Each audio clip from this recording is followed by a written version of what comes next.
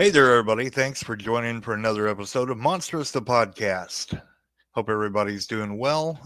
This afternoon, this night, this morning, whichever one we're doing as far as you're listening, we're going to be talking with Mr. Michael Gouger, and he's got some interesting stuff he wants to talk with us about. Mr. Michael, how are you doing today, sir? I'm good. How about y'all? We're doing just fine.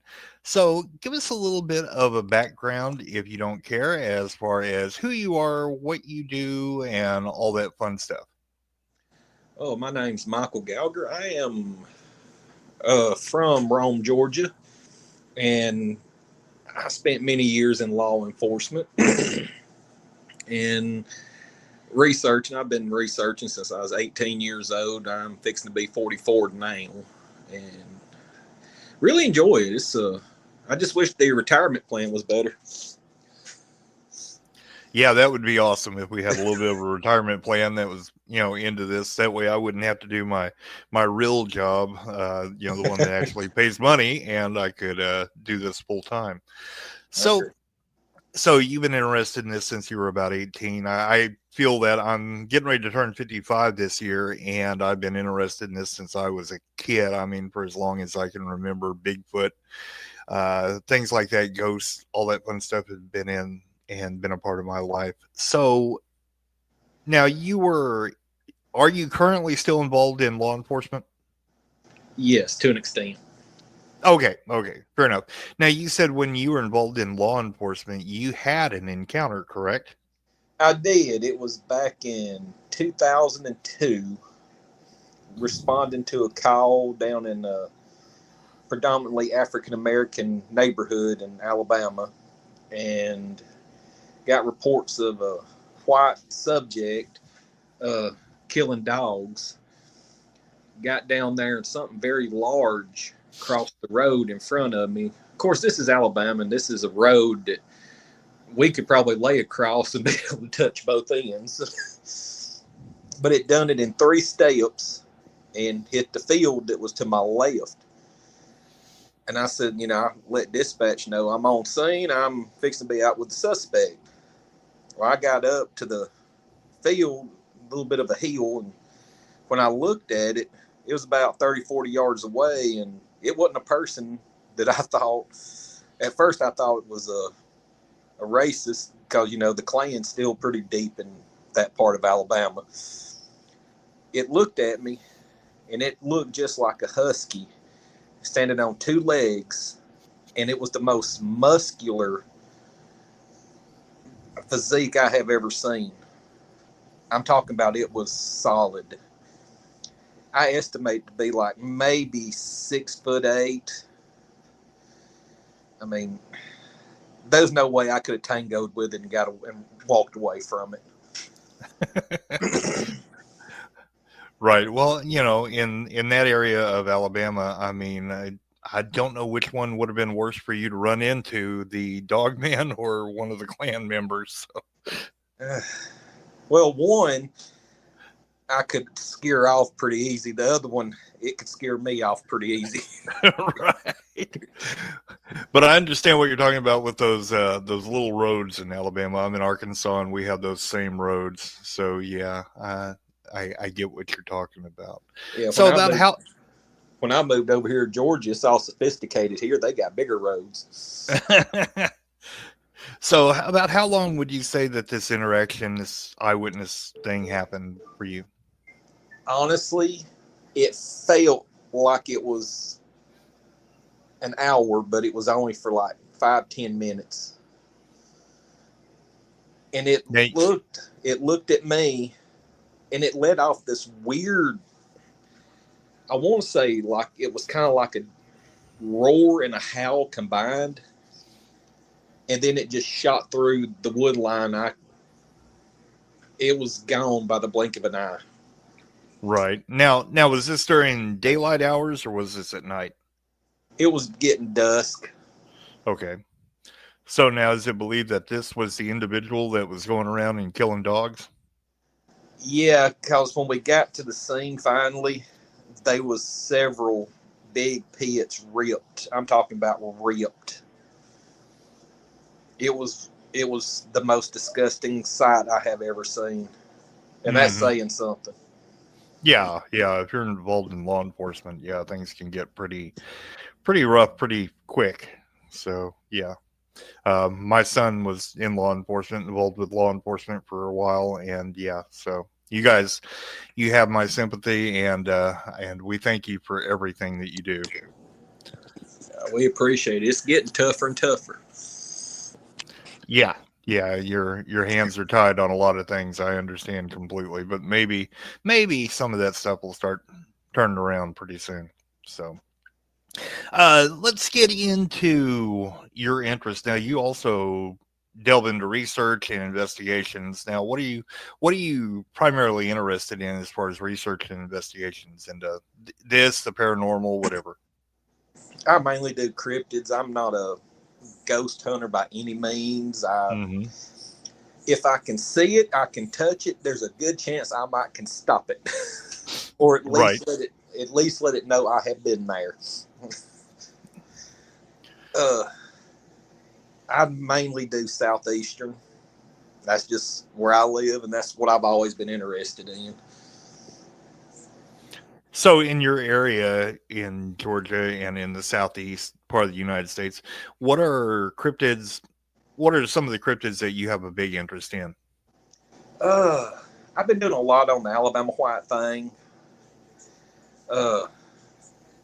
Dogman.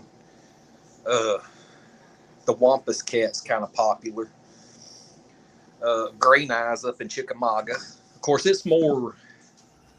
That was more paranormal than cryptid. So. Well, let's start with Old Green Eyes. If you don't care, could you give everybody like a little bit of a background on Old Green Eyes and maybe go into some of what you've come across with that? Green Eyes has been told in folk tales that it was a Bigfoot, then it was a Dogman, then it was a panther, cat person. It was a spirit overlooking the dead troops. What it is, if you go back to the readings, it was cited during the Civil War first as something standing watching over the dead soldiers. And a lot of people kind of related it to the Reaper himself. They said it had glowing green eyes and was almost completely translucent.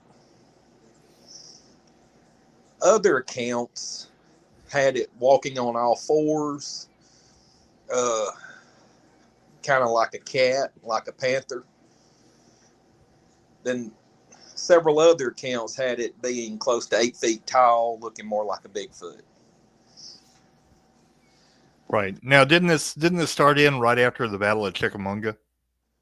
It did, but there's also some tales that it was there before all that by Native Americans.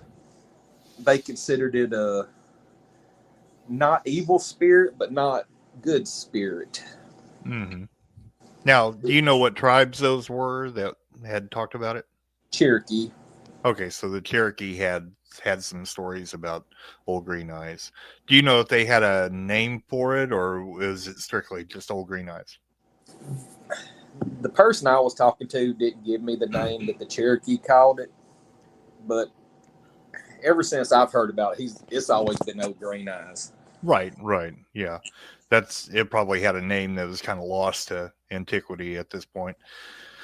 So, what have you uncovered or been able to uncover at all about Old Green Eyes in your research? Well, first off, the battlefield at Chickamauga is very active. It's me and some of my friends, we went up there before and we got EVPs like crazy. And basically the only thing I've actually uncovered is that it's spiritual and it's not anything physical. It's just spirit. Mm-hmm. So you kind of stray away from the whether it would possibly be a dogman, Bigfoot, or anything like that. You're looking at more of an entity of unknown origin then. Exactly. It's not something you can reach out and touch. It's definitely spirit. Okay. And All it's right. not happy with people being there. Right. So do you think it's tied to the violence and blood loss and everything that took place in the area, or maybe it was what do I want to say, a spirit that was there on the grounds before all this happened, and it's just still kind of protective of the area? Yeah, I kind of think that could have been more sacred land. Mm-hmm. And then when that battle happened, it kind of just ignited it and got it going more. If that makes any sense, right there. Oh, yeah, absolutely.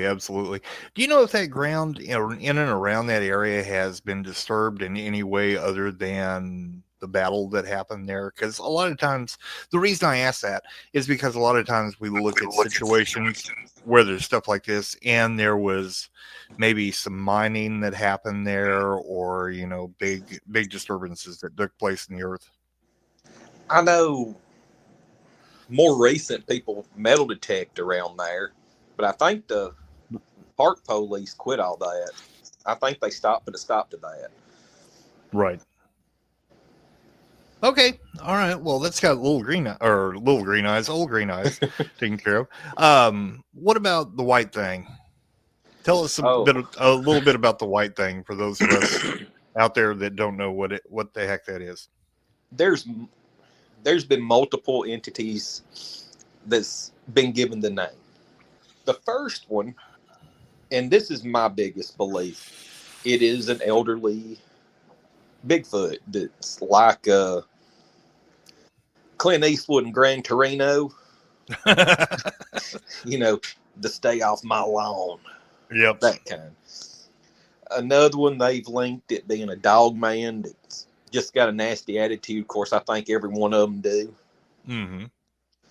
Then I've heard some that it has a lion's mane and it's possibly a cat person, which it's more viable for it to be the Bigfoot. The fourth one is one of my personal favorites. It's just a big giant light being. And you get the Bigfoot version of it is very popular in central Alabama. That's Jefferson, Tuscaloosa, St. Clair, Shelby counties, Etowah, the west end of it. The cat version is more in Cleburne County, which is around Mount Chiahaw. Then the light being's kind of popular down in South Alabama, and like Clark, Baldwin, Mobile, Washington counties. Then the Dogman version is real popular up in North Alabama, around Madison, up in that area. Do you think it might be a situation of where there's several things that are occurring simultaneously and they all kind of fall under the heading of the white thing? Me personally, I just believe in being from Alabama, and I can say this. I just think we'll call anything a color and a thing. So it could have been the big white thing. It could have been the big black thing. It could have been, but it was just kind of a general name for something. Now, tell you something funny. In Clark County, Alabama, they have something called the stinking thing. It's more of a skunk ape. I have no idea why, but I just generally had a feeling it might be one of those. I mean, we're very backwoods and pretty simple in Alabama. Well, now there ain't anything wrong with that. So. No, we play football. That's the main thing. Exactly. Okay, so the white thing. So I take it you've had some conversations with some eyewitnesses on these? I have talked to numerous people from all over, and just some of the funniest stories come from some of them. Like one person, it was rooting through their garbage, and when he locked eyes with it, it dumped his garbage in his yard and slung the can across the road. I was like, well, that wasn't nice. Yeah. So what did he describe it like whenever this thing was going through his garbage? What did he describe it as looking like? He said it looked like a big white gorilla. Yeah. So from what I've read on the white thing, it's pretty much the consensus is that it's some form of white Sasquatch. Yeah. Yeah. Now, have any tracks ever been recovered from the white thing? Yes, and I don't have any here at my house now, but we casted a few, and we had a few sets that was 5-toed, but we had one that was 3-toed. Mm-hmm. Yeah, three-toed tracks in the South especially are pretty prevalent whenever we're looking into things like, like when we get into Momo, which is getting into the South where you're in Missouri, when you get down into Arkansas and you get down to the Fouke Monster, a lot of those tracks were three-toed. Honey Island Swamp Monster was the three-toed one. And I have heard about the white thing having three toes. What do you think personally? What do you think the difference is between these ones that have three toes and the ones that are more human? It's got to be some evolutionary. Where I've heard the 5-toe ones more referred to as a Neanderthal. Mm-hmm. And the 3-toed ones more ape-like. Do you think it has anything to do with the terrain or the environment that these creatures are in? As far as that, maybe they got an advantage by having three toes, maybe web feet or something. I don't know. I'm just grasping at straws there. I mean, it's very possible. The 5-toed ones we had was more flat ground, but the 3-toed one was more rocky terrain, close to Chiahaw. Right. Of course, Chiahaw's known for the Wampus cat too. So, okay, well, we've gotten into the Wampus cat. We kind of dipped into that a little bit whenever we talked about cat people. So let's let everybody know, what is a Wampus cat. Some people call cat people the Wampus cat. Others, it's I think a 6-legged, half coyote, half panther. Yep. So, that falls back into the Cherokee traditions and everything too. Yeah. They got really big in Tennessee and Kentucky, I know. But yeah, we've had reports here in Arkansas, I think Mississippi, Alabama, Georgia, even Florida, Louisiana have had some reports on the Wampus cat. So what have you talked to any eyewitnesses on the Wampus cat? Well, I have, but some of them's old moonshiners. Mm-hmm. And you really have to take what they say with a grain of salt because you don't know if they're drunk. But I've heard them talk about it had a horrible scream. It had 6 legs. And I'm sitting here thinking, after some of the shine they have, I'd probably be seeing things with 6 legs too. Yeah, I think they may have had a few holes in the still that have made stuff go wrong. So. And they swear it was a genetic experiment that happened at Fort McClellan, which is an army base in Anniston, Alabama. Right. I've never heard of them doing experiments there. I know they test the M1 Abrams tank there, but right. What about evidence? Has there ever been any evidence that has been retrieved from any Wampus Cat eyewitness incident?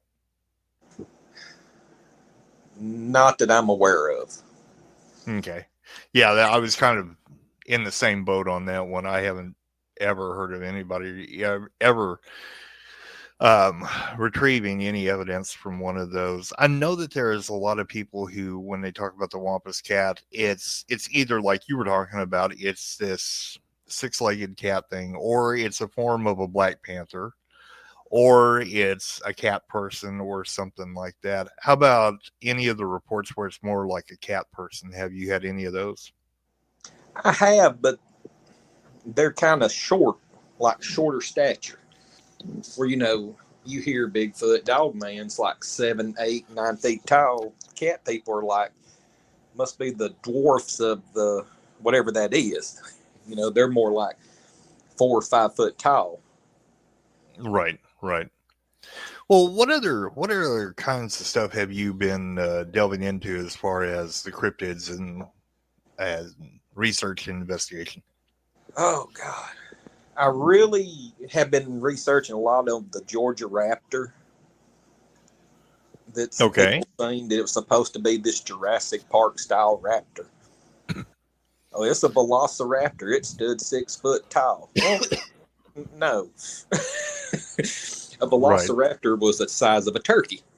Mm-hmm. And I have a friend that lives down there close to the Altamaha River. Mm-hmm. And he said right where it was sighted, there's an emu farm about a mile. He said, yeah, it was probably an emu. That's hilarious. What's funny with the dinosaur thing is, as we have gone on with our scientific understanding of dinosaurs and the way that they have changed in the way that they appear from whenever I was a kid in the 70s looking at books on dinosaurs to nowadays you look at the appearance of dinosaurs, it's almost like that what people think they're seeing has changed along with it. Mm-hmm. So it's it makes it really unreliable whenever you have an eyewitness who says, nope, it looked exactly like this. And then 20 years down the road, we understand that dinosaurs probably didn't look like that. Yeah. And then it kind of makes you question what they saw in the first place. Yeah, it's I laugh about a lot of it. I really do, because I'm an old dinosaur nut, Yeah. especially in Jurassic Park when they was talking about the Velociraptor, showing it, stalking them. I was like, if it was a real one, you could just kick it away. I mean, they're the size of a turkey. Right. Then I'm like, I wonder what it tastes like, and what kind of barbecue sauce to put on it. Could make for an interesting Thanksgiving. It would. Have it sitting there with the mouth wide open. Yeah, really, with an apple in its mouth. Yeah, anything stands still long enough down in the South, we'll barbecue it. So, yes, we will. It's a target. Exactly. So we've gone through Old Green Eyes, we've gone through the White Thing, we've gone through Wampus Cat and the Raptor. What else have you got going on in your area as far as cryptids? Oh, We just have some good old folk As tales. The what is it? Booger Holler Road Booger. yeah. And it Now every that's a Bigfoot, of course. yes. Then Mobile, Alabama, you have the Mobile Gator Man and the Wolf Woman, which the Wolf Woman made like headlines in the 70s. I think it was the 70s, but I'm still hearing about it today. Well, it was a woman with a wolf body and woman's head. Yeah, I remember hearing something about that. Yeah, that's kind of one of the stranger ones that has popped up, definitely. Another good one that I've been really, really on for several years was the Coosa River Monster. Okay. Enlighten me about the Coosa River Monster. It started being sighted. Well, the first one they seen, it was found on a island in the Coosa River, and when these people dissected it, it had a canoe and a Native American in its belly. I take it this was a rather large monster they found. Yeah, and it was seen again in the 50s. Like, so there are probably a lot of them, Mm-hmm. and it's said to have a head like an alligator and a body like it had multiple fins. So, what I was thinking, it probably looks like Nessie. Right. But it's been seen again not too long ago, and it's been sighted as far up as where I live now in Rome, Georgia. Right. And something really interesting, where one time where it was seen, there's a house there that was a product of an exorcism. Of course, that's Gadsden, Alabama for you. It's pretty messed up anyway. Mm-hmm. But supposedly this thing has been seen all through Gadsden, into Weiss Lake in Cherokee, Alabama, or excuse me, Cherokee County, Alabama, not to be confused with the town of Cherokee, and then even up into Rome, Georgia, and there's another one called the Etowah River Monster, which looks the exact same, which possibly could be the same thing because it's the Etowah turns into the Coosa when it hits the Oostanala River here in Rome. So, I mean, no pictures have ever been taken of it. And the creature that they found on the beach on the island was not brought in for examining, Right. which kind of adds to the mystery. When was that body discovered again? I want to say it had to be maybe 1800s pre-Civil War. Right. Yeah. That was when it had to be before the Civil War because that's when the Cherokee really owned all that when they was predominantly there. I was going to say, yeah, if you're finding a canoe with a Native American inside of the canoe, inside the monster, that kind of requires it to be around that time period, I would think. Yeah. I had all this written down, but I can't find my notes. That's all right. Okay. Anything else in that area that's of interest to you in your research and investigations? Oh, there's a lot of UFO sightings, but that's not really interesting anymore. Yeah. Now that the government has decided that all of that is absolutely the truth and that there are things out there, so yeah, that kind of takes some of the fun out of it, I think. I mean, which I kind of wonder if that wasn't the point of telling us that. We're to the point now one could land and just be like, it's about time. Yeah. 2025, we expected y'all sooner. Hopefully they would land around Thanksgiving and we can offer them Raptor. Yeah. Well, what else have you got going on, Michael? That's about it. I mean, it's been pretty nice and peaceful. So not much activity as far as cryptids in the recent past. No, I mean, it's actually been pretty peaceful. I haven't been hearing a lot anymore. The last one I heard of was back last year in a county above us called Chattooga. And it was, they heard screams. Mm-hmm. That's about it. Yeah, we get that every so often too, especially where we're doing our investigations on Sasquatch and everything. Every so often we get some screams that come out of that area. So it's probably what it is. You're probably looking at, Bigfoot wandering through the area because they're all over the place. Have you seen a rise in Dogman accounts in the past few years? Yeah, definitely down here in the South. They've been really going up. Like, it's been pretty crazy. But now we're kind of in a slump. Haven't really heard much this year, really. We may have a slump throughout this year, and then it may pick back up. I think they probably migrate. Yeah, I think for the most part, the Dogman stuff usually takes place in spring and summer. Yeah. I believe they migrate. That's just my personal belief. That's probably true. Well, Mike, I really appreciate you coming on.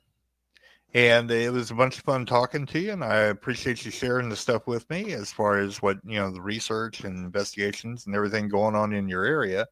I hope I didn't take up too much of your time doing this. Nah, I'm fixing to go get busy again.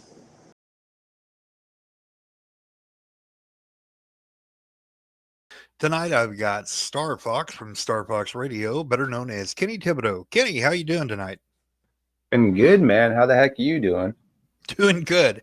If I can keep from coughing into the microphone 800 times during the podcast.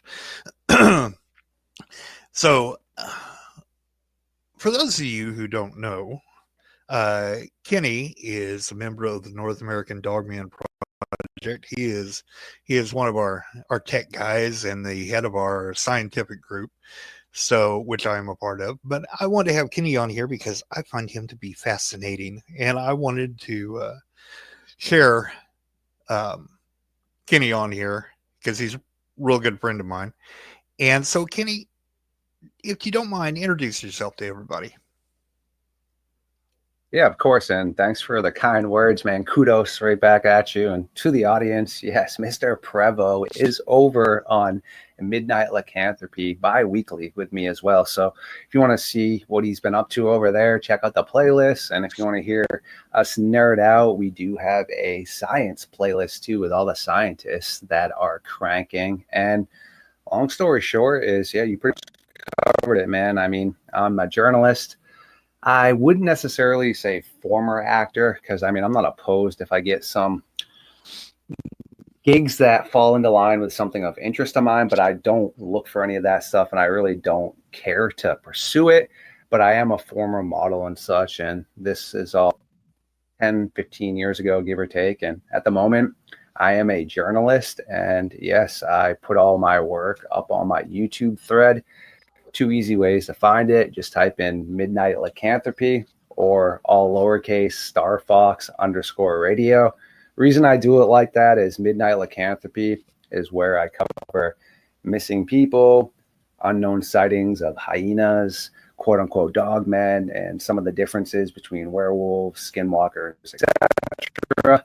But I am a content creator, meaning I went to school for graphics design and videography. So there are going to be other things that I want to do on my YouTube page, meaning some of my friends and myself create some music. So, we got music videos up there. And, at some point in the future, when I feel like we've gotten the missing people and the Dogman thing a little bit more under control, I can then create another playlist of something else that I can then also name and keep that outside of the Dogman stuff I'm trying to cover. So more or less just trying to keep it open-ended, whereas if I was just Midnight Lycanthropy, then I should technically only be covering that stuff. But whereas that's my podcast and a playlist, it gives me the freedoms to still be creative and such. Fantastic, man. Fantastic. So, what got you started into the whole missing people, Dogman, cryptozoology, paranormal?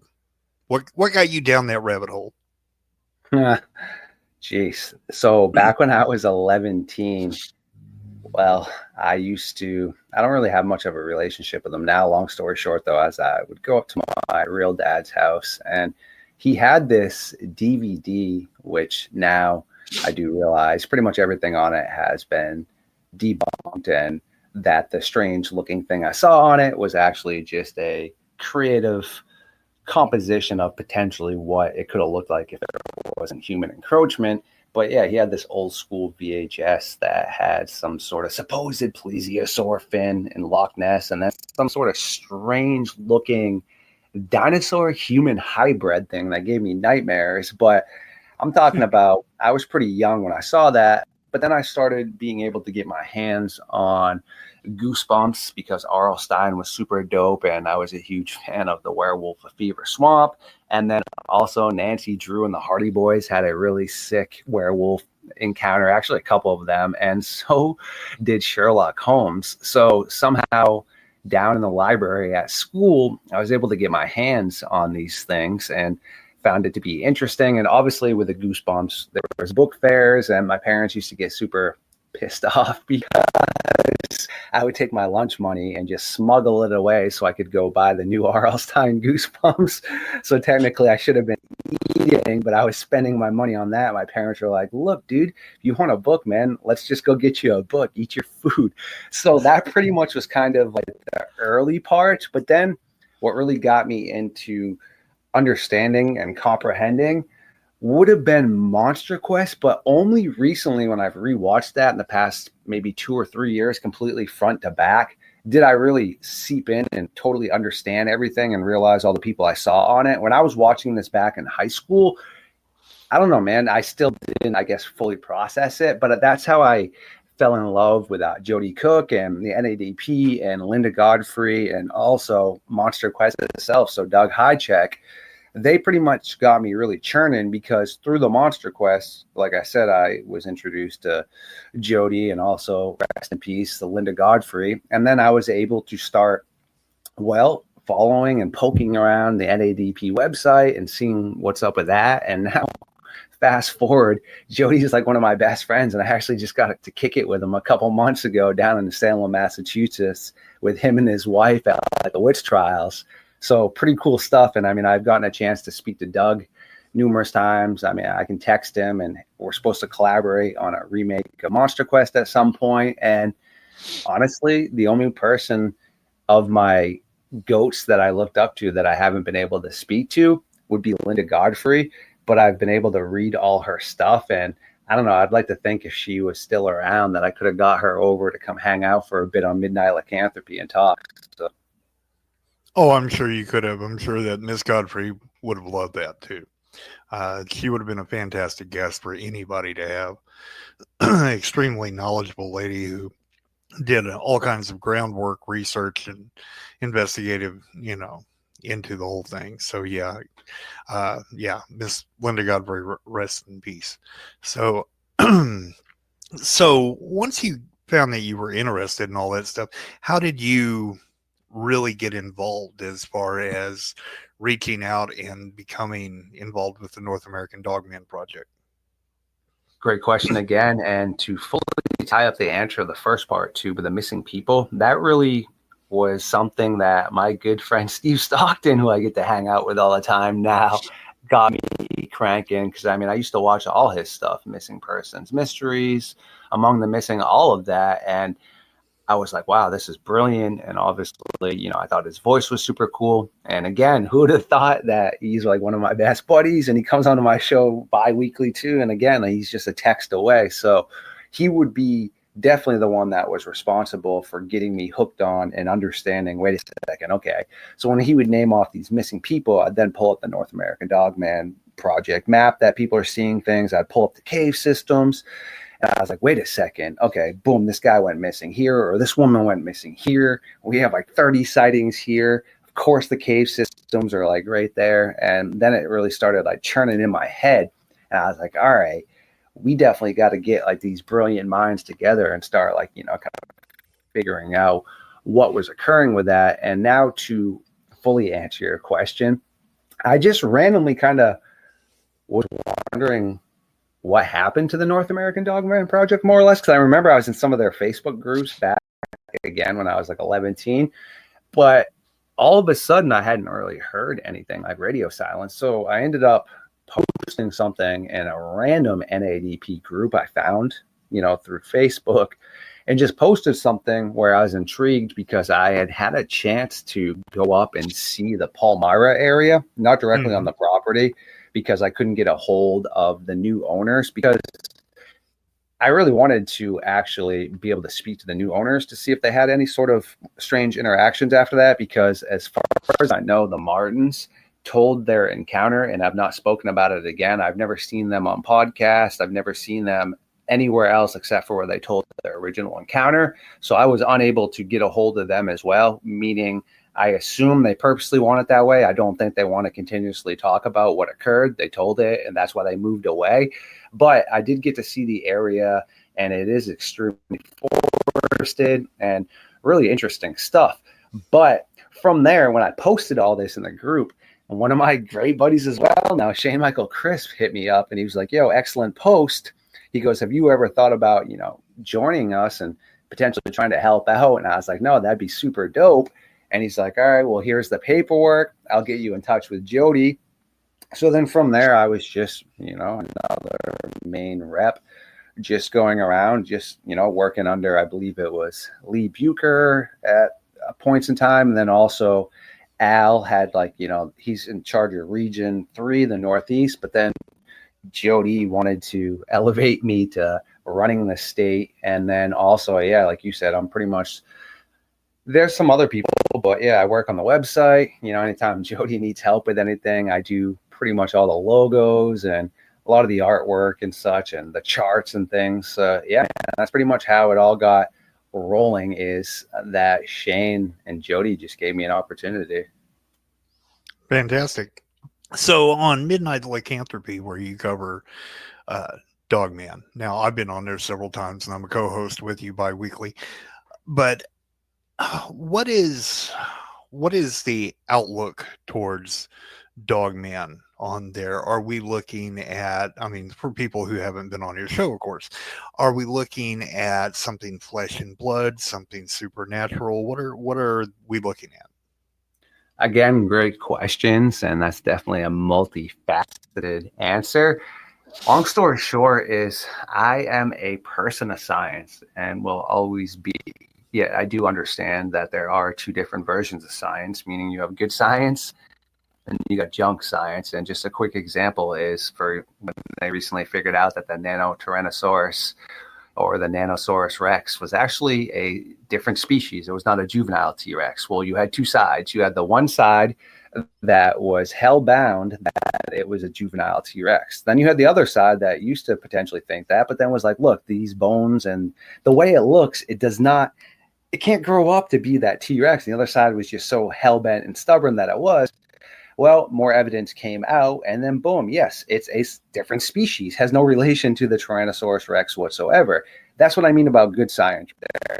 And the bad science was the other side that just refused to acknowledge that because they were pompous or just like other people out there that think they know everything. So I understand that, but I approach everything logically and with science, okay? And meaning I fact check and I back check everything before I open my mouth about things, whether it's prehistoric predators, modern day predator behaviors, behaviors, etc. And a lot of people tend to get a little upset because they expect people just to believe testimonial. I will sit down and talk to anyone. I'm not saying that, but does that mean every time someone is speaking to me, I believe what has occurred? No, it doesn't. It means that we cannot put it anywhere past a 50-50. Could it be true? Sure. Could it not be true? Yes. So it's in limbo, meaning just because I have a guest come on and such, well, they, yes, sure, have a platform to speak. But again, doesn't mean that I believe in everything. Okay. I have a lot of great friends and co-hosts and such that believe way more than I do about certain aspects, meaning a quick little rundown. Okay. Me personally, I don't really believe in 96% of cryptids. Okay. When you realize that there's thousands of them and they're absolutely absurd sounding, I don't really buy into that. Okay. Quick example, Mothman. That's kind of a more popular one. Not one sort of scientific base anything to back that up. Nothing. No fur, no feathers, no vocalizations, no images, even though images are junk, nothing. All right. Jersey Devil, same thing. I'm sure something messed up might have occurred there, but do I believe in that? No. Why? Because anytime that tracks have come forward, they were birds or owls, okay, that trackers like Nooksy were able to look at on top of the roof. Again, no fur samples, no vocalizations, just people that are reporting something. So that's what I mean. Do I consider Bigfoot a cryptid? No, I don't. I consider that something existing. Do I consider Dogman a cryptid? No, because I believe cave hyenas, short-faced cave bears, everything that you and I consistently speak about that fall into that category are occurring. Do I think a Mothman is a cryptid? Yes. Do I think the Loveland Frogman is a cryptid? Yes. That's what I mean about cryptids right there, because again, I don't find scientific relevance to that. So when I approach something, man, I just try to be logical, okay? And again, just because some of my great friends personally believe in portals and all of this stuff, I don't, okay? And I'm open to always sway my opinions about things, but I need the same brilliant minds that have helped me understand the things and the reasons why I view things now to change my view on that. Because for every person that believes in a portal, there's thousands that have never even heard of that and have never seen that. And again, so am I saying portals don't occur? Sure. I mean, in theory, with the magnetic poles and such, it could occur. I'm not saying that, but do I believe it? No, I don't. Yep, I agree with you. I mean, because I've always said, skeptics make the best investigators and believers make the worst investigators. So, well, the reason being is because skeptics want to find the evidence. They want to find the facts. They want to either prove it or disprove it. The believers are the ones who are just like, well, yeah, of course it is, and then don't care to dig any deeper. Yes, man, brilliant. All right. So, Dogman. What do we think Dogman is?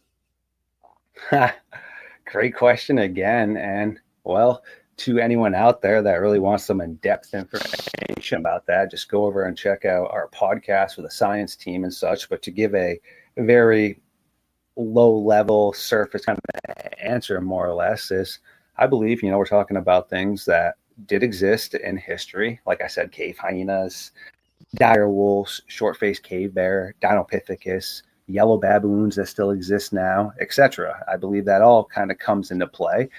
And I also believe that there's some large cats and things that are being mixed up potentially into sightings as to what people are, seeing maybe with a sleek fur, etc. And there's a lot of historical reference coming back supporting the cynocephaly, but also, like you said, there are some instances where it was definitely racist depictions, just like anything else. But there's also definitely some that don't fall into that, where it's pretty, all right, like, unless Alexander the Great and Herodotus and these guys are straight up just bozos, they would know the difference of a actual entity that was just wearing skin and smelled bad, or something right in front of them that was wolfish and did not, Alexander the Great, whether people like him or not, the guy had to be remotely intelligent. We still speak about him today. So, yeah, that all right there falls into the flesh and blood aspects. But then, people definitely need to know the differences now of, like, say, werewolves and skinwalkers and shapeshifters and changelings. Because, again, there's definitely a big difference right there. Shapeshifting, more or less like changelings and things, are not werewolves, okay? And do I believe in skinwalkers? Yeah, to an extent. I believe there's some pretty quality stuff right there. We're talking about indigenous cultures that were very intelligent about things, and why are they speaking about something that another culture hundreds of years earlier from them, way on the other side of the world, speaking about something very similar as well? So Again, though, that never says you turn into a raging werewolf. You just become he or she that walks on all fours. Okay, so yes, you are now a large bear or wolf that has the cunningness of a human and such, but then the abilities of the wolf. Okay, yes, and now a changeling again. People can look that up. I don't really totally specialize in that aspects, but it kind of falls into things because they can change into foxes, cats, and things, but not again giant wolves. That comes into the occult stuff. And again, super interesting because I stand, well, is there science supporting a term werewolf? No. But is there science supporting, for example, that Heinrich Himmler and the SS and the Dirty Stash were at all these areas that were involved in occult activity? They had 13,000 occult books. A lot of these books were banned in certain religious groups, countries, etc. There logically has to be something to that to an extent. Does it mean they were actually summoning werewolves? I'm not saying that. But when you have 13,000 occult books ranging from different time periods and things, logically, you got to kind of stumble your way onto something too. And also, why is it, or are they everywhere where occult activity was happening, whether it was Cashel, Hauska, anywhere messed up things happened? I promise you, Heinrich Himmler and them were there at points in time. So, yeah, I think there's something to there as well. But also, do I think there's mixing up? Of course, all the time. Meaning, say if someone saw the Loup Garou or the Rougarou, just because it has clothing on, the Cynocephali wore clothing, man, too. Okay, so does that mean that had to have been a person at one point in time? Now, no, it doesn't. I think that people would assume it had to have been a person if they saw that because it had clothing on, but that doesn't mean it has to have been a person. Okay, so it could have just been a cynocephali or such, or the term we use with Dogman, and have nothing to do with shape-shifting and werewolves, you know? So a lot of the whole werewolf thing is way more lore-based, whereas like the Dogman things where we mentioned actually have like hard evidence to stand on, you know? Exactly.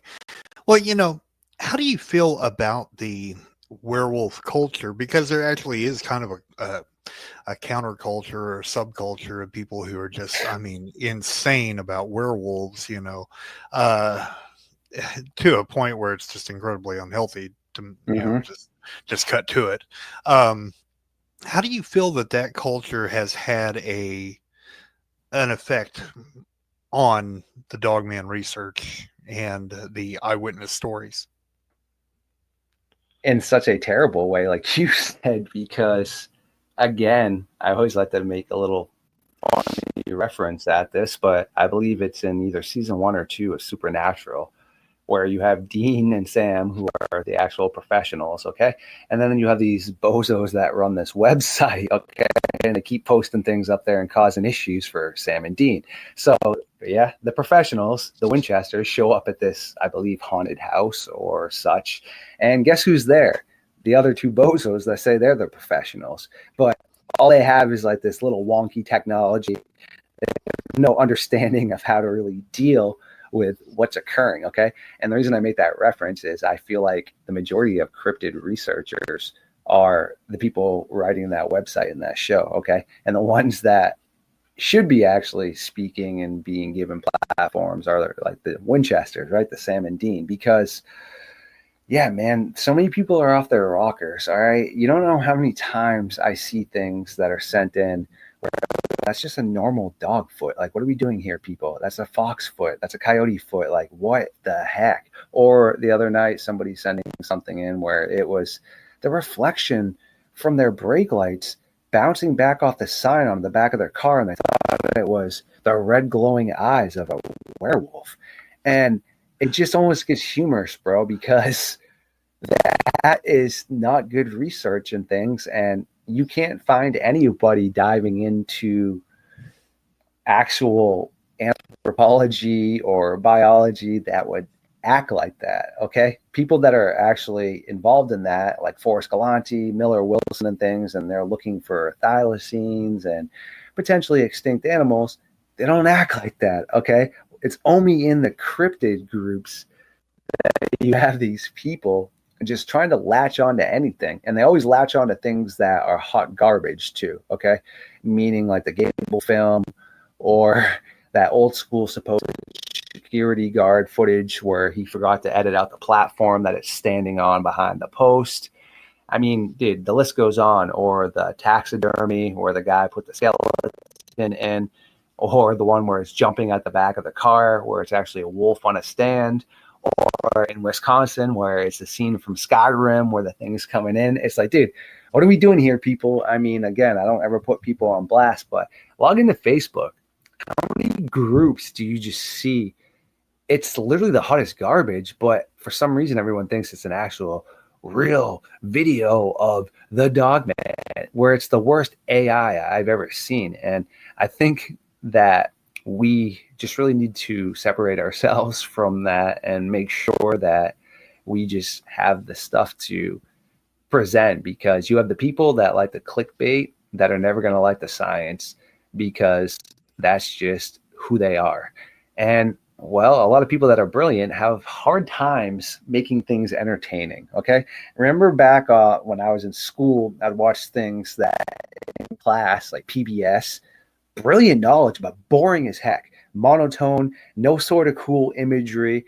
I really wanted to be different with that. I wanted to make sure that we get that science out there, but make it entertaining, give people things that they actually enjoy when they're watching, because I know there's plenty of brilliant, entertaining stuff out there that I love to learn from. Monster Quest, entertaining as heck. I mean, even Nat Geo, I'm just watching something about animals, entertaining as heck. Epic shots, great narration, like cool music at the right points in time, unbelievable camera aspects. So yeah, I've really tried to make sure that I'm able to do that properly, but also just get out good information, because it becomes frustrating when you just have these people that don't understand the reality of things. Like, animals make noises, all right? And here's another example I use. Just because you live in a forested area and you hear a boom on the top of your roof at night doesn't mean it's the Dogman jumping up there. Let's be logical first. All right, it was windy outside. There's a bunch of trees around. Well, it could have been a branch. Oh, it could have been an acorn too. I mean, oh, wait a second, could have been a pine cone. I mean, the roofs are metal and such. So why does it have to immediately, be a Dogman? Or like when I was down in Boston, it was a red fox, right? Making crazy noises. I'm trying to be logical. I knew it was not a Dogman, but other people would immediately jump to the fact that had to be a Dogman. No, it's a fox, dude. Animals make noises. So I just think it's important that people just need to educate themselves on things before you just go out there and try to present stuff, but also before you just believe everything. Ask questions, all right?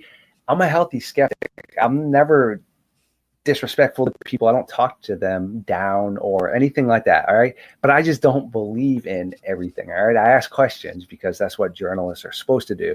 And people that just want to believe everything, that's okay, but I can promise you, anyone that believes everything that's told to them, well, you'd walk off a cliff too if someone told you that there was a cloud to wait for you then, right?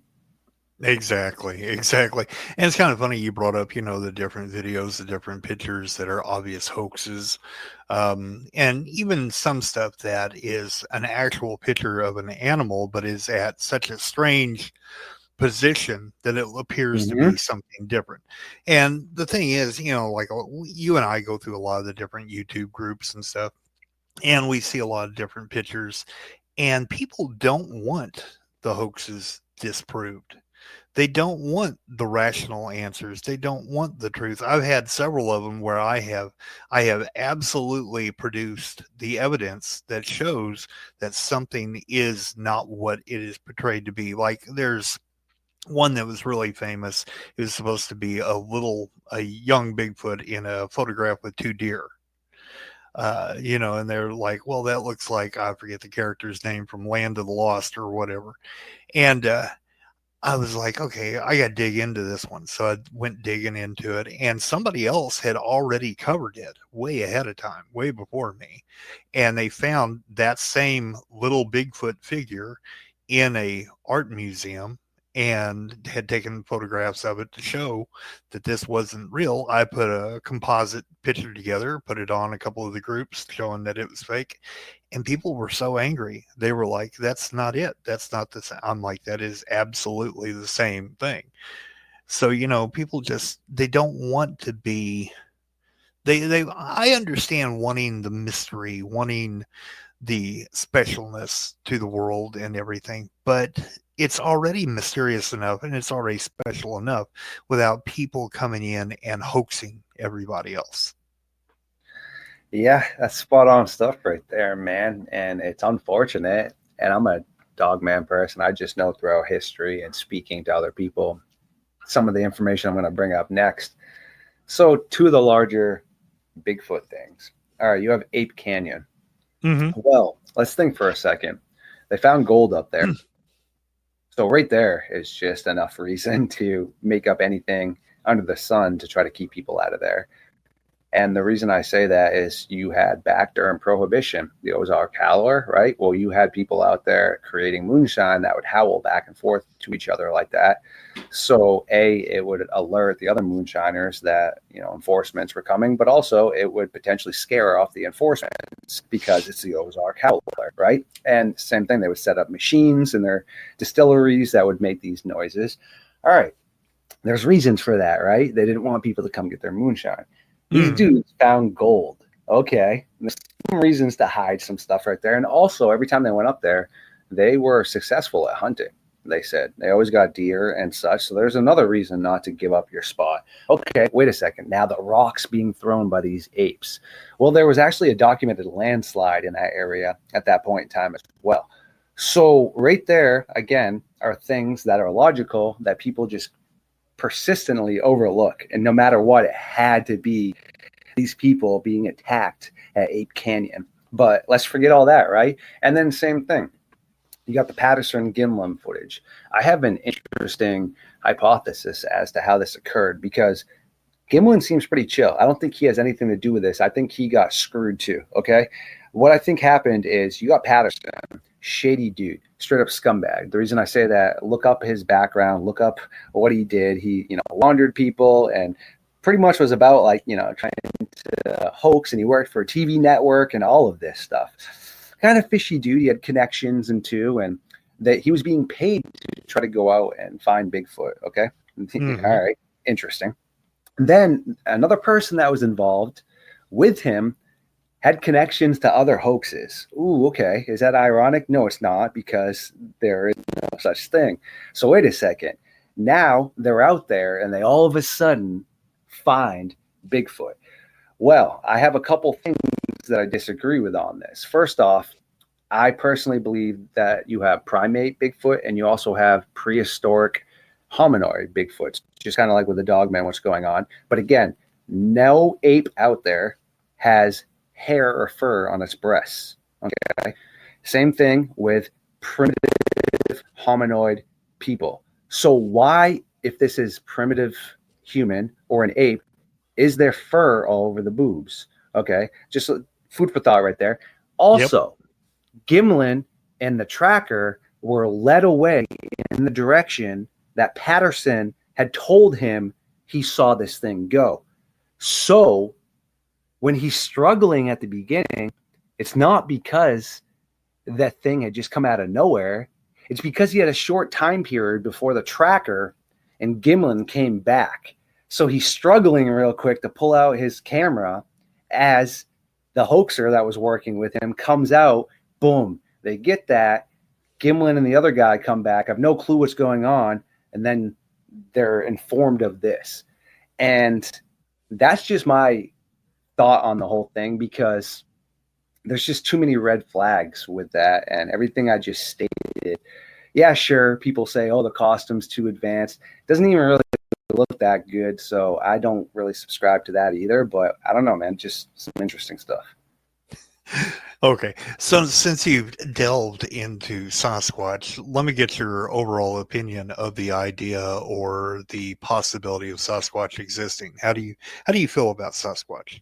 So I never put hundreds on anything, but man, that's a 99.9%, of course. I mean, you got brilliant minds, like whether people like him or not. Jeff Meldrum's amazing. And like I just said, we're talking about two different variations, primate side and I believe Neanderthal. So yeah, when people get upset with him because he's looking at it from a primate side, no, that's correct, because there are some of the encounters where you look at the activity is primate based, how they act, the differences in height. Okay, could get the Pithecus would have been 12 to 14 feet tall. Neanderthal and some of our ancestors would have been 8, 10, 11 feet tall. Okay, so I mean, you got some of the different depictions right there and such. So yeah, I mean, they have DNA, they have hair samples, they have vocalizations that can't be verified. I mean, sure, now DNA is more advanced, but why did Doug Hychek and Meldrum and all them get DNA up at that cabin in Canada where that thing was destroying everything inside, and the people that own the cabin put down that board with screws in it? Okay, from that board, why did they get chimpanzee type DNA from that? Okay, why are there chimpanzees up in Canada? I'm sure if they escaped, but not strong enough to do the damage or with as big a foot as that. And sure, there could have been a little bit going on because DNA still now isn't spot on. People always think it's spot on. It all depends on who's starting with it, okay? Someone that has a neutral view or someone that thinks it's potentially human-based or dogman-based, you start the process is different, man, okay? So depending for what you're looking for, you're going to get different feedback and different situations suggesting that. So because one team worked on that and 2004 DNA was still not the best right there, there is a lot of reasons potentially why it could have been chimpanzee. Bottom line though is, what the heck is DNA that is not supposed to be up there? So that's just what I mean about like the sciences and stuff. And same thing, man. I mean, I know hyenas are around, spotted hyenas. I know cave hyenas existed. So same thing. I'm 99.9% right there with that whole Dogman thing. As do I think it's what a lot of people say it is? No. But do I think it's those things we just spoke of? Yes, I do. Good answers. Good answers all around. So what have you got coming up in the future, Mr. Kinney? Well, cranking out stuff with you and the rest of our science team, man, I always have at least 20, 25 hours of stuff cooking up in the oven, which I purposely do because without beautiful minds, I do not have content.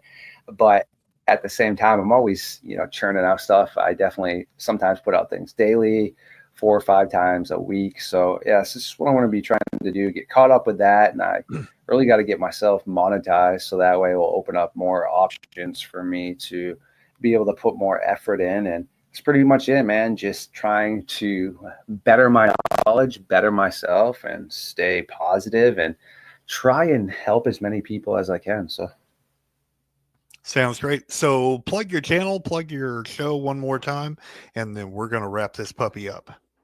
Sounds good. I appreciate you. And yeah, like I said to the audience, I mean, there's 2 pretty easy ways to find me. The most easy would be type in Midnight Lycanthropy. You're going to see my podcast pop up. But yeah, I do roll with all lowercase Starfox _radio. Again, it's going to bring you right to my thread. And I do try to separate everything. So say if people have certain hosts they enjoy more than others, I mean, you can check out all the playlists, and I got the science team up there, etc. So you can always check that out. And yeah, I mean, feel free to get in touch. But I mean, if you leave any bozo like comments, they're not going to be acknowledged. So if you want to get a hold of me, though, all my links are up there as well. And yeah, like I said, Robert and myself do bi-weekly shows, and sure I'll be back on here whenever he needs me as well.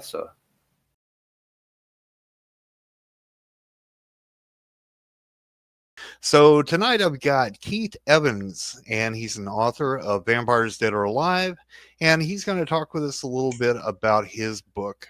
So Keith, how are you doing today, sir? I'm doing good. How about you?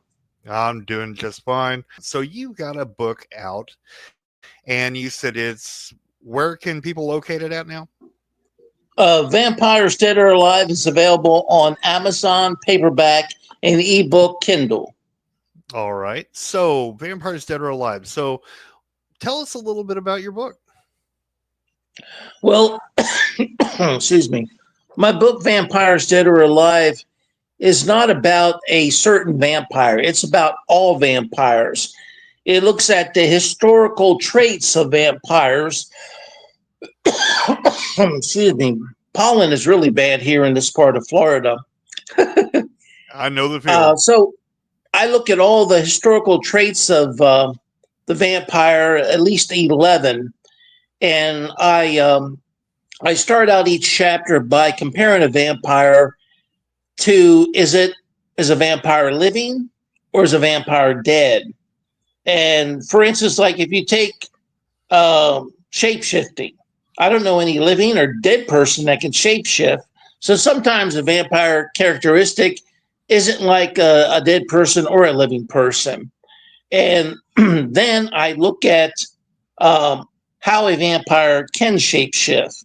And then I have a scientific, usually a scientific method to try to explain how a vampire can shapeshift.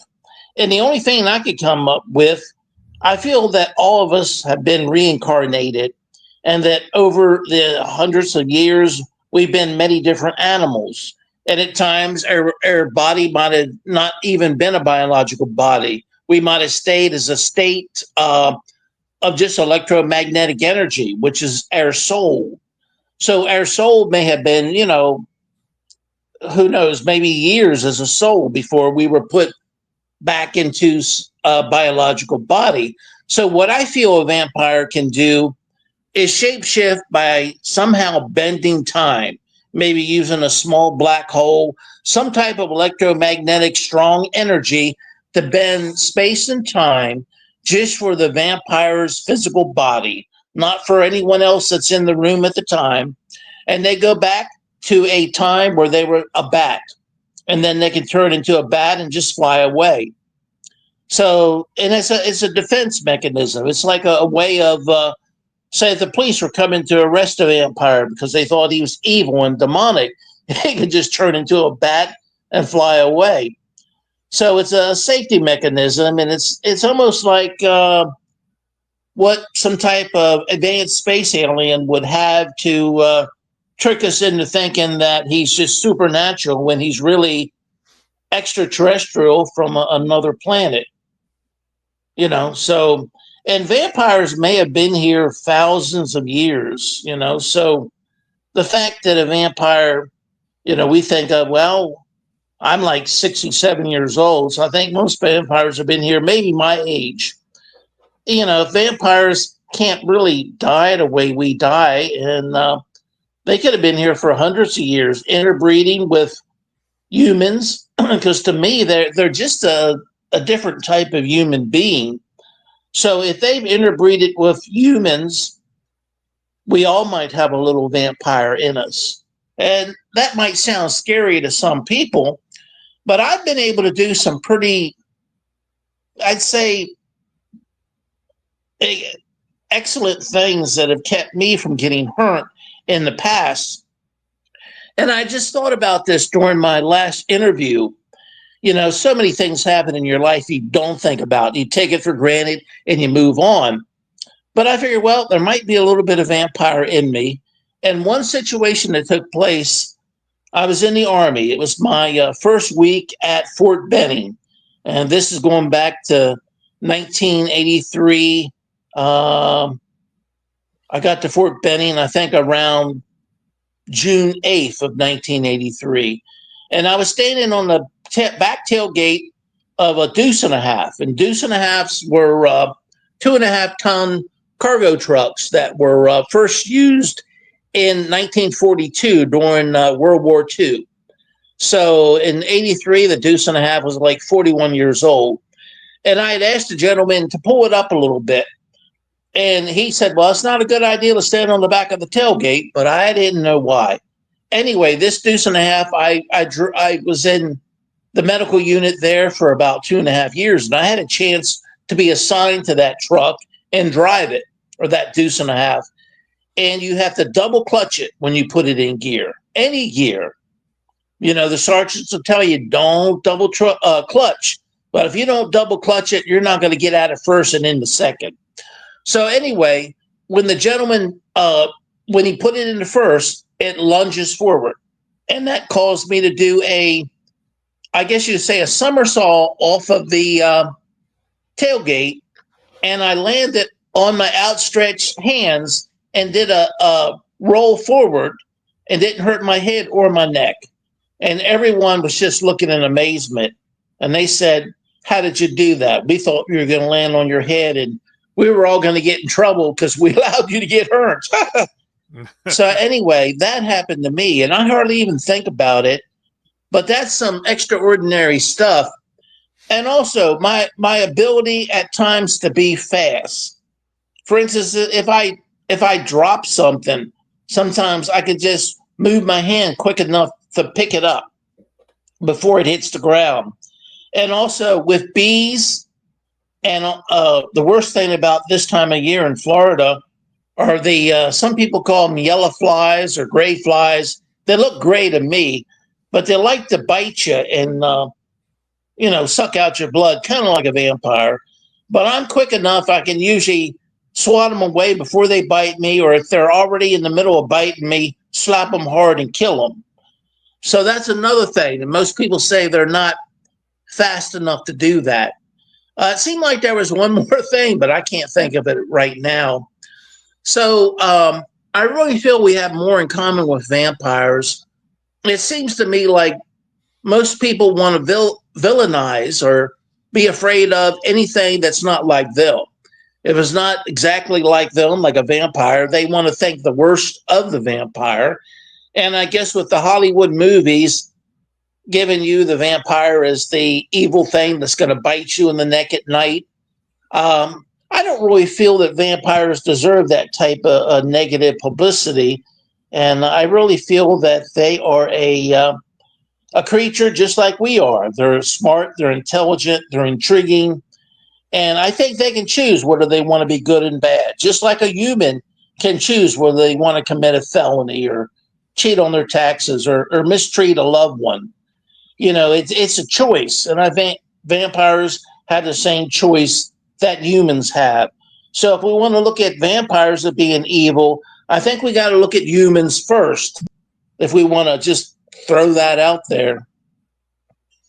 Well, I would definitely agree with you on that part about us needing to look at humans first. So let me ask you this. What got you started down the road of really digging into the idea of vampires?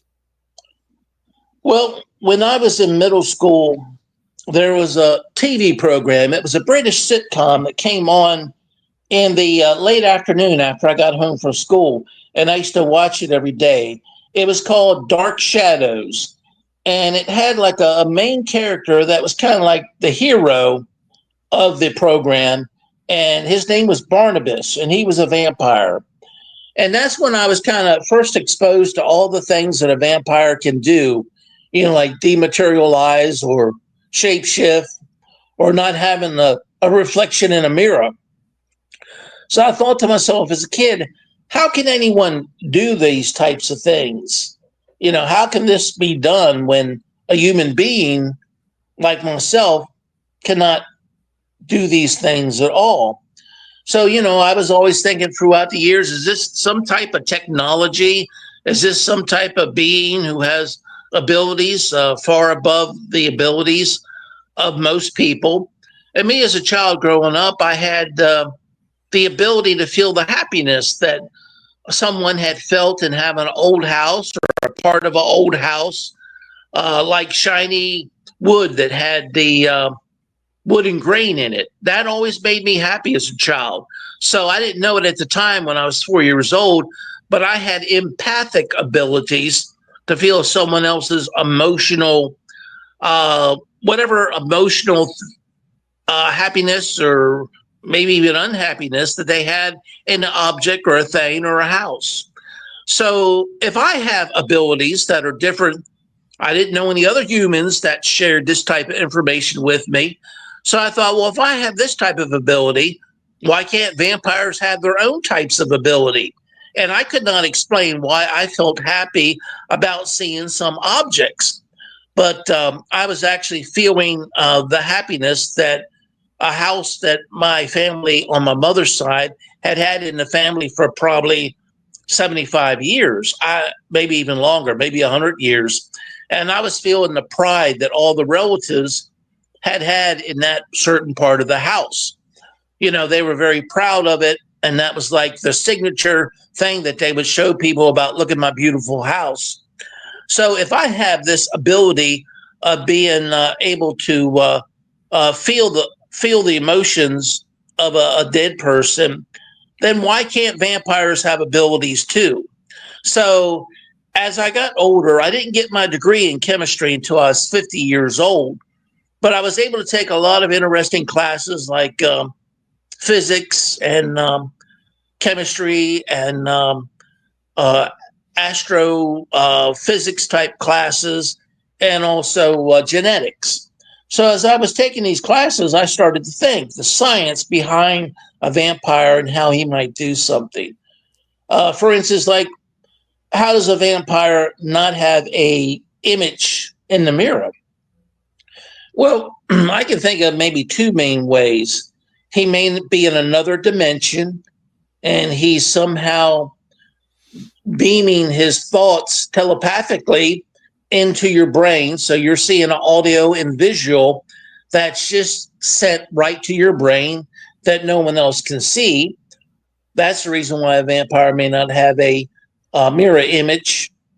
And another reason why a vampire may not have a mirror image is because they have the technology to bend light around them, so the light is not actually touching their body. They may have some type of, I don't even think I put this in the book, at least didn't put it that way, but they have like almost like a protection bubble around them that keeps light from touching their body. And that would also allow them to not have a reflection in the mirror.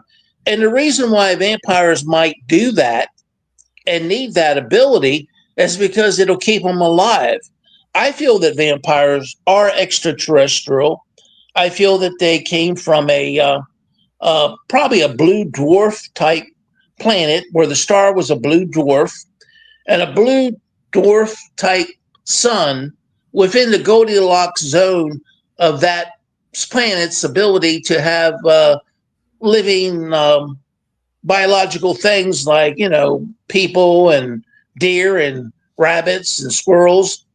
It would have to be in the Goldilocks zone of that blue dwarf star, and the sunlight during the daytime would be as bright as a moonlight night.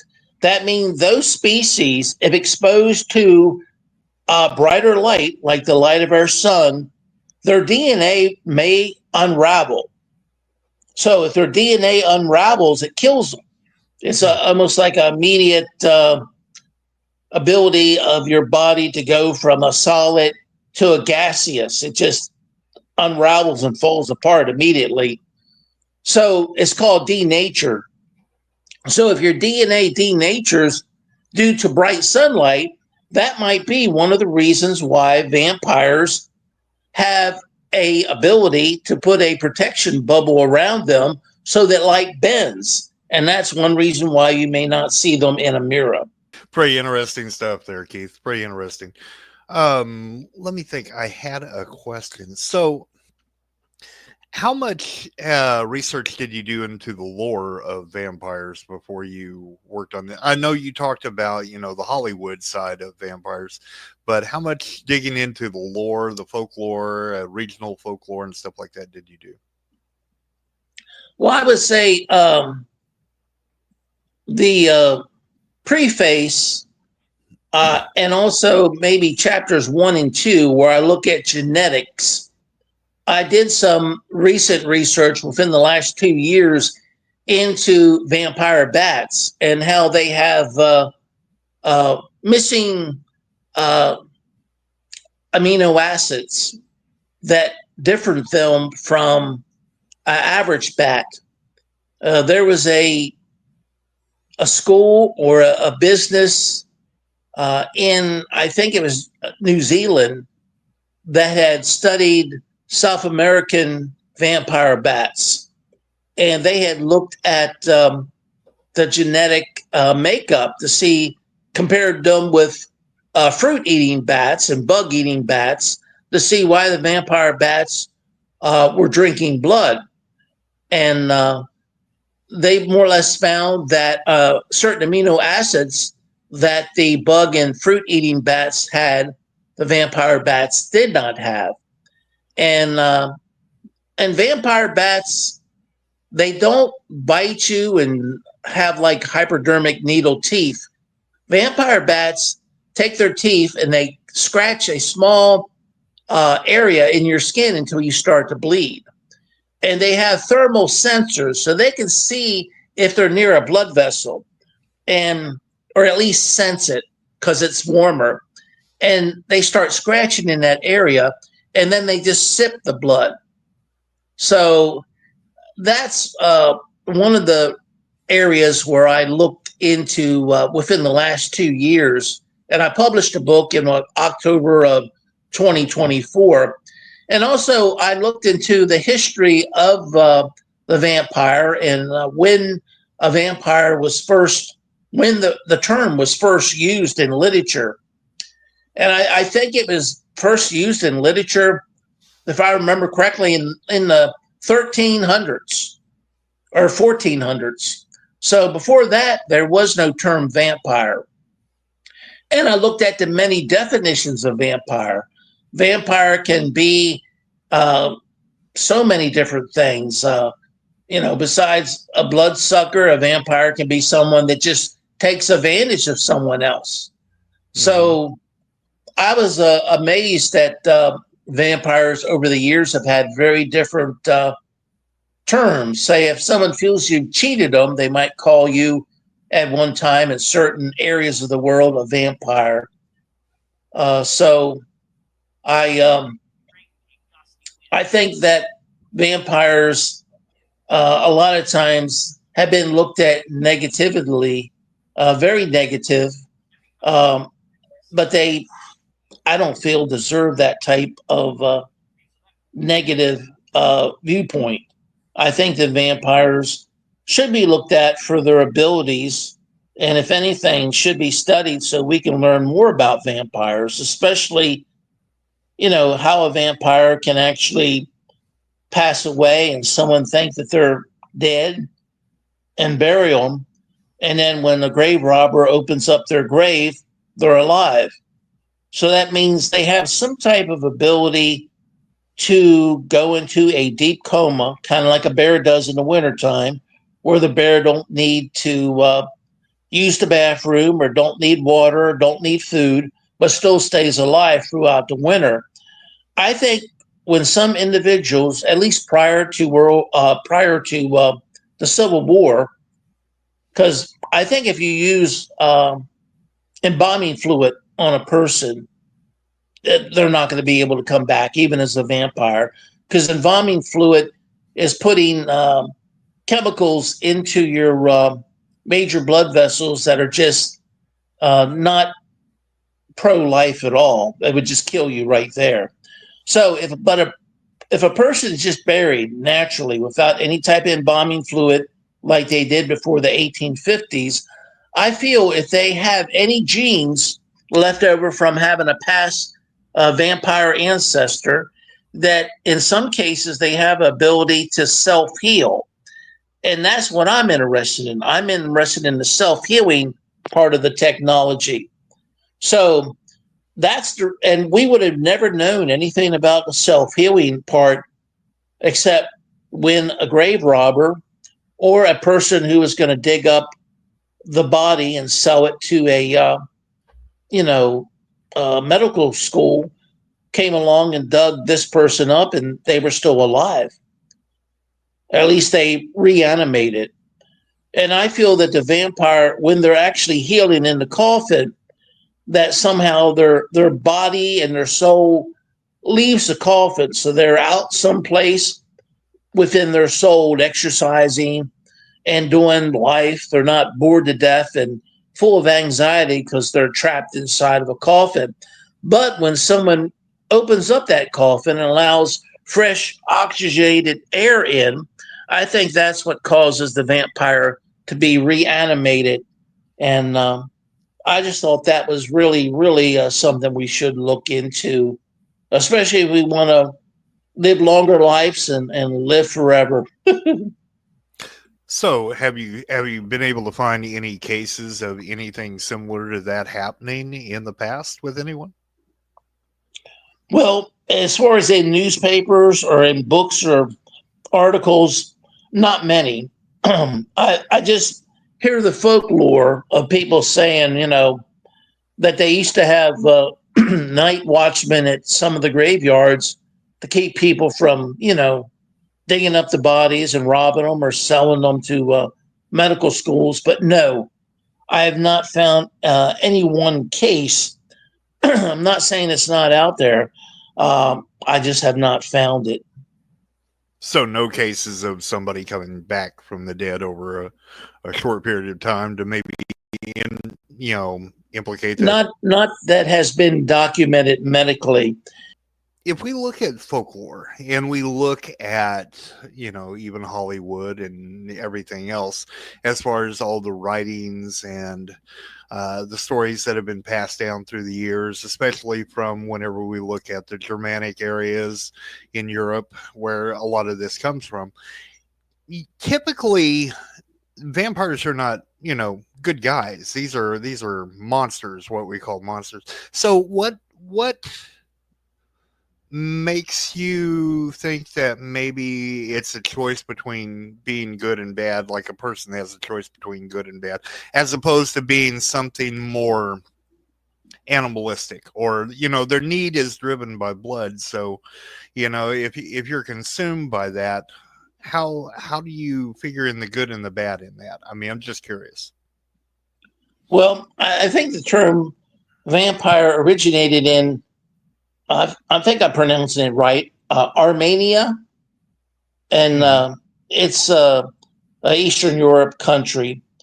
And I really feel that most people are afraid of whatever they don't understand.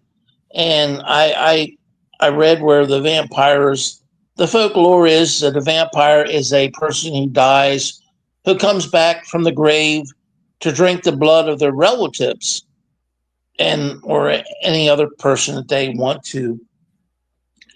And the people would dig up the graves and put stakes through their eyes, put stakes through their head, and take out their heart, or what's left of the decaying body's heart, and then put a stake through their chest where their heart was. And different people, I saw a TV program probably a little less than a year ago where that still goes on in parts of Eastern Europe. Mm-hmm. There was a gentleman over there. I can't afford to travel worldwide. But there was a gentleman over there interviewing people that told him that they did that recently to a body who had passed away, just because the family thought that they had seen him after he had passed away. Now, in the United States, I've talked to many people that say they see a loved one at least one time after they pass away. So just because you're seeing a loved one after they passed away doesn't necessarily mean that it is evil or negative.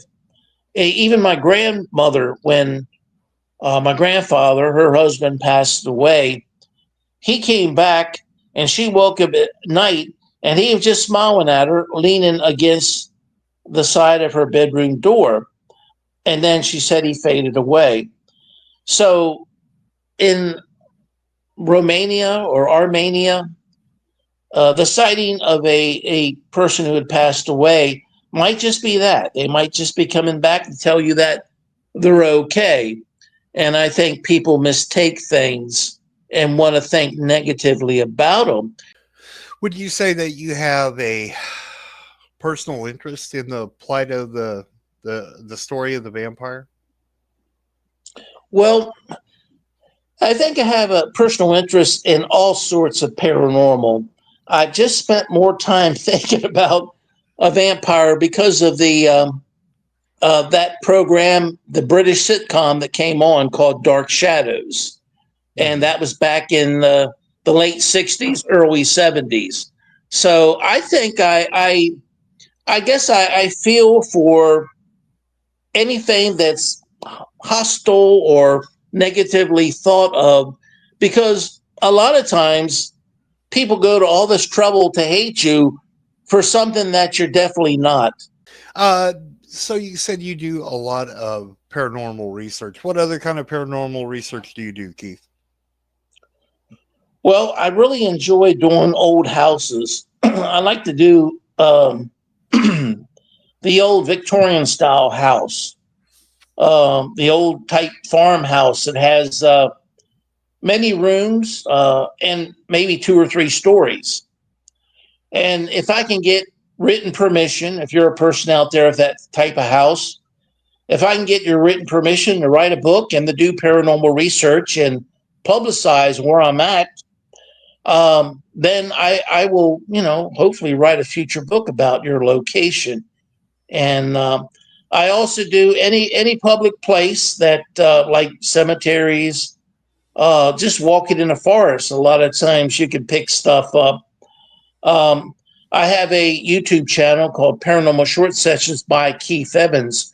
So I try to at least do 1 session a week unless I'm working on a book. And if I'm working on a book and I'm given access to a certain location, I will try to do as much paranormal research as possible within the time that I'm given. Okay, interesting. So what would you say is some of the most interesting or odd things that you've seen probably doing your paranormal research? Well, I will say one thing.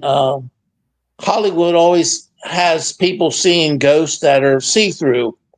That just doesn't happen. If I see someone that's a ghost, I won't even know that they're a ghost.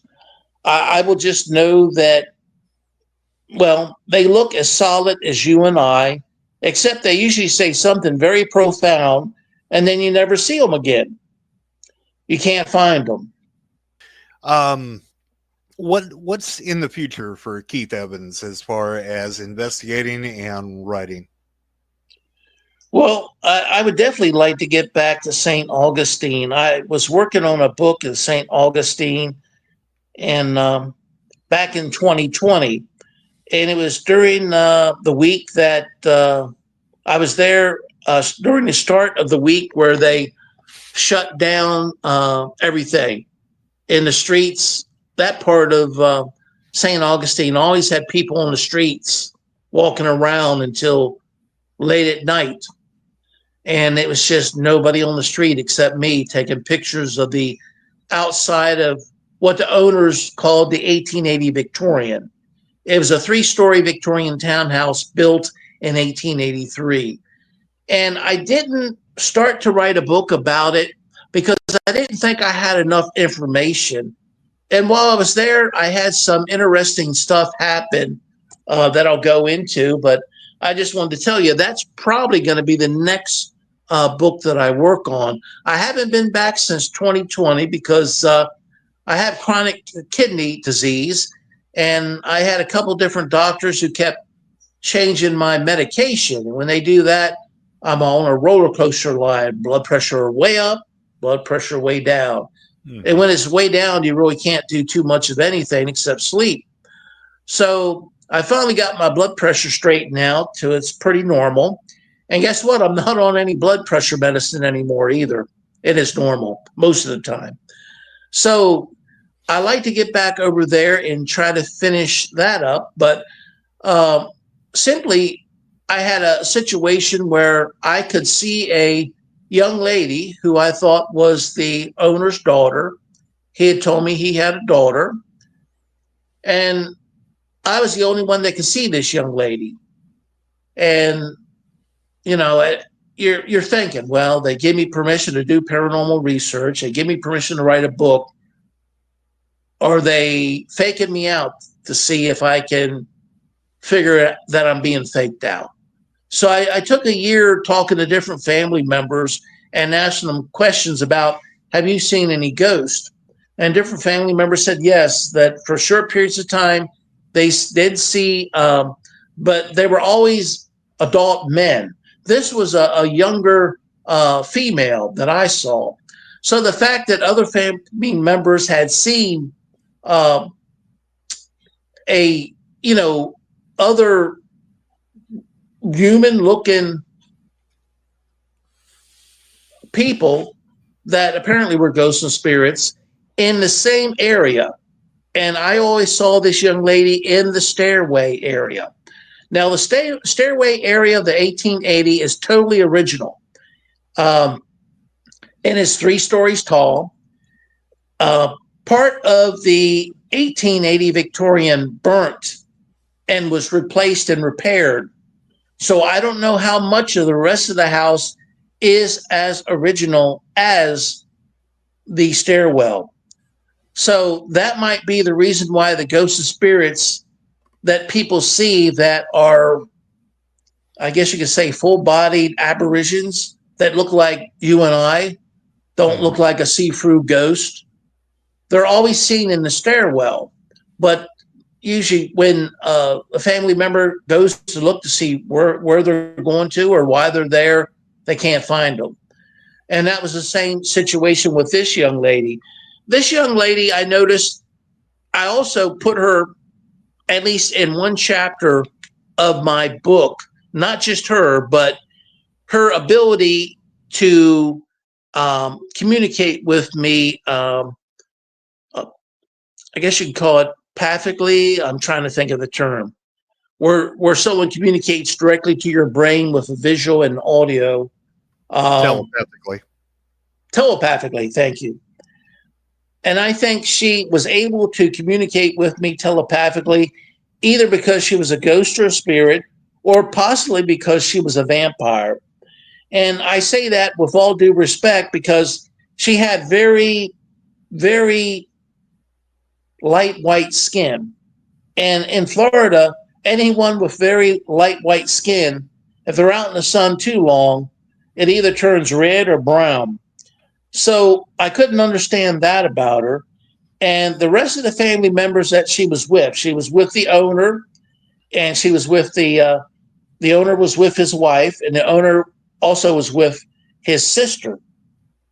So she'd always be the fourth one coming through the door, and I could see her, but everyone else says no, there was no daughter there. And I didn't even know that it wasn't the owner's daughter.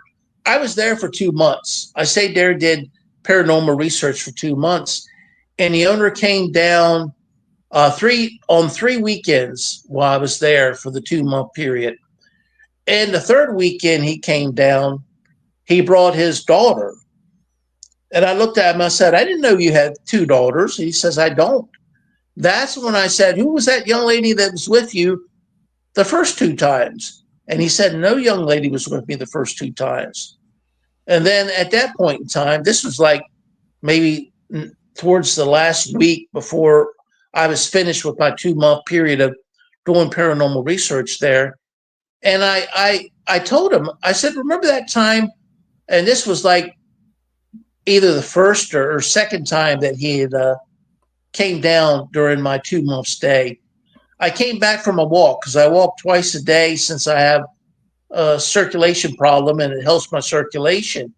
When I came back from a walk, there was 4 rocking chairs on the front porch of the 1880 Victorian in St. Augustine, Florida. And he invited me to sit down and talk with him. And there was a young lady in the chair, and she just smiled.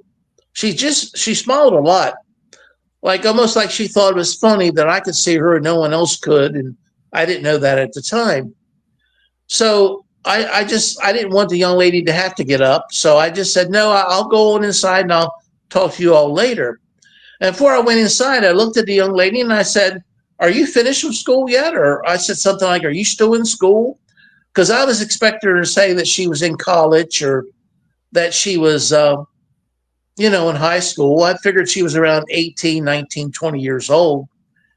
And she never answered me. She just smiled. And the owner said, no, I'm not in school any longer. I'm out of school. I'm finished with all that. He answered in her place. And I thought, well, that was odd. So I was telling him about what had happened, and he said he thought it was very strange that I, asked him a question like that. And I told him, well, I could see the young lady, but no one else. His sister and his wife didn't see any young lady that matched that description. And she had kind of like the curly hair that Shirley Temple had, the large curls, but she had like dark brown or black hair. But she had that type of curl that Shirley Temple had when she was in those movies, and she would tap dance backwards up the stairs.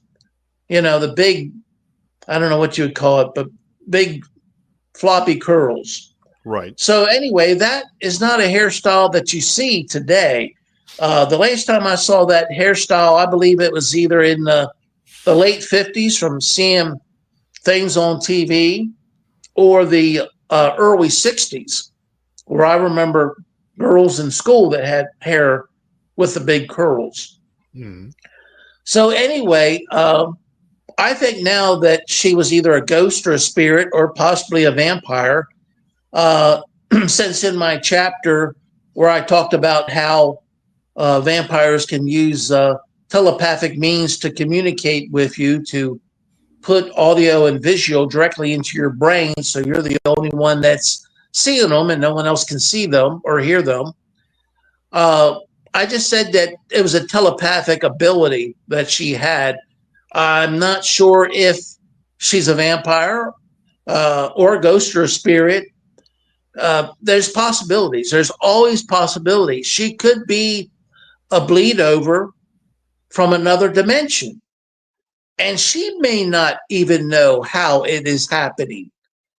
If she's a bleed over from another dimension, she may not be dead yet.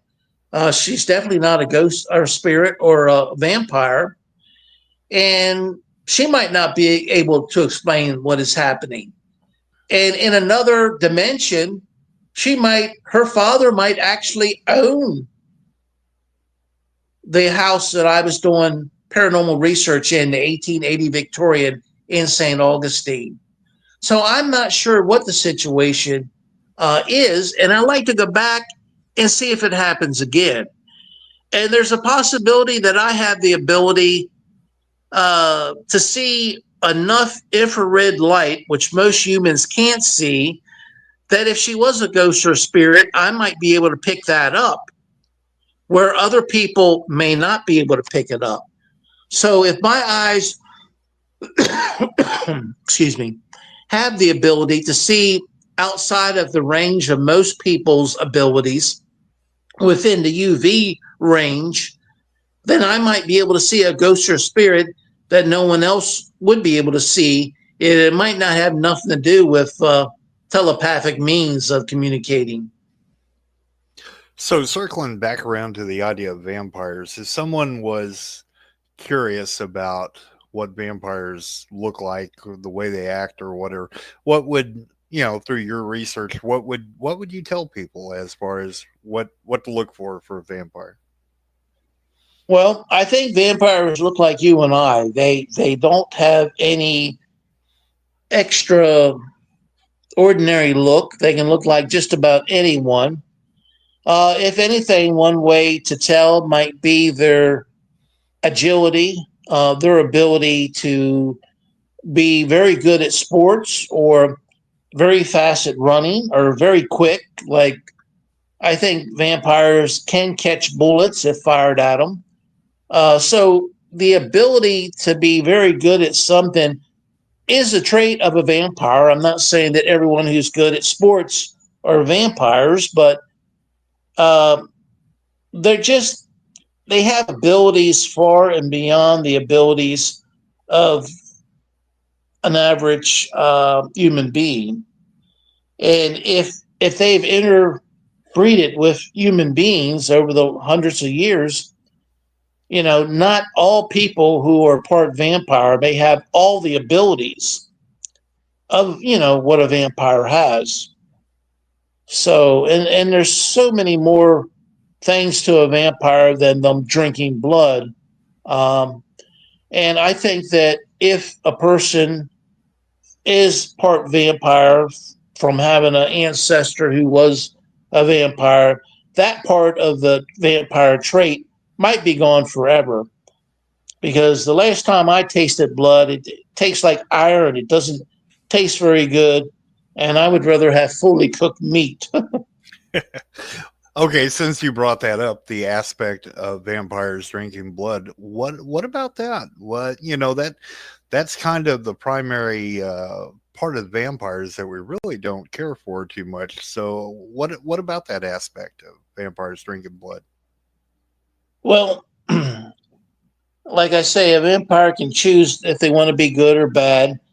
If a vampire wants to drink blood, they could be a farmer and they could have a chart. They know all their cattle. They could go out and drink blood from their cattle and not kill any of the cattle, only drain out enough blood so that the cow or the bull can still function normally. There's ways they could hide it and still function as a normal human being without having a whole lot of dead bodies laying around. And it has to do with, do you want to be a good law-abiding citizen who's not committing felonies, or do you want to be a felonious vampire who's out there biting people in the neck and killing them? So I think it's up to, just like it's up to each individual, whether they want to commit felonies or cheat on their taxes or do other things that aren't nice to other people. If they want to be a gentleman and treat everyone with respect, they can do that. Mm-hmm. In the same way with vampires, they have freedom of choice, freedom to choose what road they want to take. Okay, makes sense. I like that. So give us a plug one more time on your book, and then I'm going to probably wrap this up. Well, Vampires Dead or Alive can be found paperback on Amazon, ebook on Kindle, and I also have a YouTube channel called Paranormal Short Sessions by Keith Evans. On the YouTube channel, I put the entire length of the Paranormal Short Session. It's unedited. And also I put the promos for the Paranormal Short Session because sometimes I get some pretty good data during the promos. Mm-hmm. And my promos for Paranormal Short Session, for my Paranormal Short Sessions, and my promos that I put on YouTube for my book, Vampires Dead or Alive, occasionally, I mainly make them for Instagram and Facebook, but Facebook will cut them off after about a minute. So if you see a promo that you really like on Facebook or Instagram, it's not me cutting it off. It's a longer promo, and Facebook and Instagram will only allow me 60 seconds. So, subscribe. It's free to subscribe to my YouTube channel. Go on, and you can check the total promo out on my YouTube channel. All right. Fantastic. Well, Keith, I really appreciate you coming on here. Hang on just a second. Let me bring this to a close, and I'll be right back. All right. Thanks for having me on. Absolutely. It was very interesting having you on, Keith. Thanks. Okay, everybody, thanks a whole lot for showing up for another episode of Monstrous, the podcast. We had Keith Evans on, the author of Vampires Dead or Alive. Remember, you can find that on Amazon. And just as I always tell you, make sure you lock your doors, lock your windows, check in the closet, check under the bed, because monsters are real and you never know when they're going to be back. Everybody have a great night, and I'll see you next time.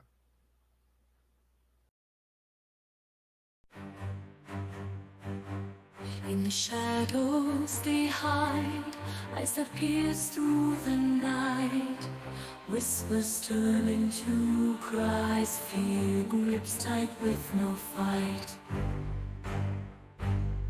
Claws scrape the midnight